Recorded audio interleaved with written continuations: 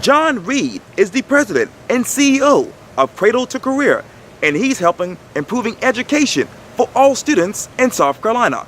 I sit down one-on-one with John for a special edition of Quintin's Close-Ups.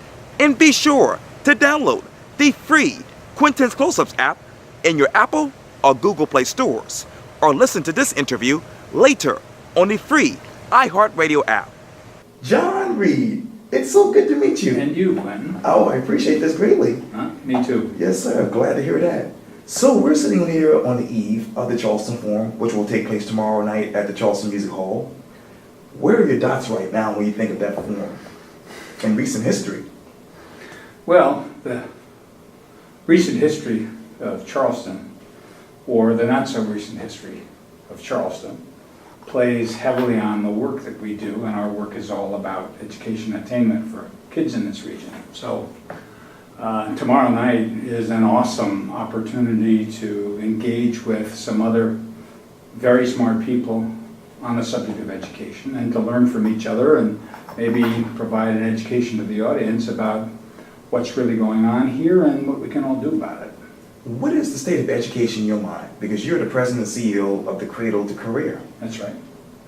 Well, Cradle-to-Career is about the continuum of education that starts really before birth and extends all the way through workplace readiness. Whether you graduate from high school or go to college, it doesn't matter. They're both really about being prepared for a quality of life and the capability of work that meets your own aspirations. And so we look at that entire continuum in order to, for example, answer the sort of question that you asked.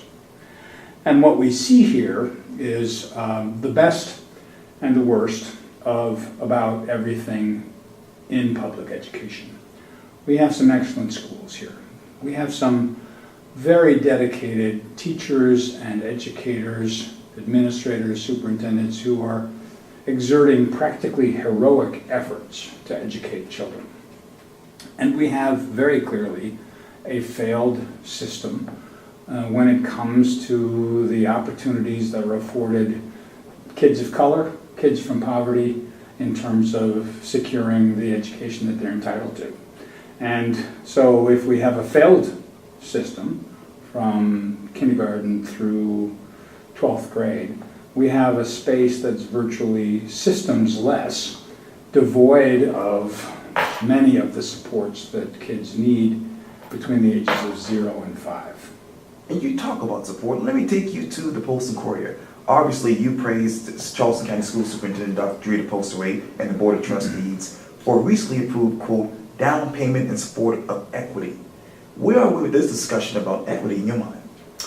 Well, I meant it just that way. It's a down payment. It's a step in the right direction. It is an indication that we are going to work diligently, the district is going to work diligently to put some of our best teachers and hopefully our best principals into the most challenging schools. Where we are generally on the subject is, I think, as a community, we're confused about what the term means. Equity and equality are two different things. Equity is a process of delivering resources where they're needed the most. Almost by definition, it means unequal. It means kids who are afforded by birth, by skin color, by the capability of their parents and families to have significant social capital, financial capital, networks, don't need the same level of support that children who come from a harder life do. And our resources in public education, for the most part, not entirely, but for the most part, are delivered equally and inequitably.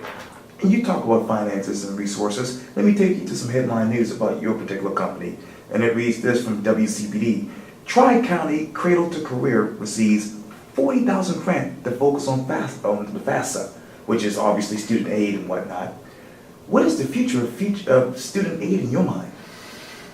Well, that specific grant has the purpose of helping kids predominantly from the most challenging backgrounds and high schools to undertake and secure every last dollar that the federal and state government has available for them so that they don't have to decide about college on the basis of whether they can afford it, but on whether it's right for them. And I think even with the fact that college is much more expensive now, although the community college system is adequate and affordable, private colleges and state colleges are more expensive and harder to reach, and you can end up with debt. By every measure we know, the return on that investment for a student who chooses to go to college is much greater than the cost. So whatever that future holds, it's still the case that sooner or later in an adult's life, they're going to wish they had an advanced degree, and it makes sense for those who can and who choose to proceed to a 2 or 4 year college and get a degree or certificate. You talk about the future. Let me go to your Twitter profile. It reads this: Tri-County Cradle-to-Career Collaborative, improving education outcomes for all children through collective impact. What impact do you want to have on the future going forward with this Cradle-to-Career? Well, there are 4 things that we want to do well. We want to convene businesses, school districts, educators, nonprofits, the leaders and the grassroots and the grass tops of this community to align their interests around the children and their education attainment. And I mean all children. We want to have the level of community engagement from parents and students in our work so that they're at the decision table when decision gets made that affect them. We want to help the institutions in this community change what they do, for the districts to change their policies, for the legislature to change its laws, for the businesses to change their practices, so that they come into alignment in the interest of children. And we want the 4th activity to communicate broadly about why that's important and how it is that, for example, equity and equality are 2 different things. If we do that well, then we think there are 8 indicators across the continuum that can move positively. Kindergarten readiness, reading and math in 3rd and 8th grade, high school graduation rate and readiness for work or readiness for college, post-secondary enrollment, post-secondary attainment. And when I say move positively, I mean for everybody. Okay. I mean the gaps that presently exist between how African American and Hispanic kids do on those tests and white kids do, between rich kids and poor, rural and urban, that gap closes and everybody does better. John Reed, thank you so much for your time. I really, really appreciate this. Pleasure. Nice to meet you, Quintin. Likewise.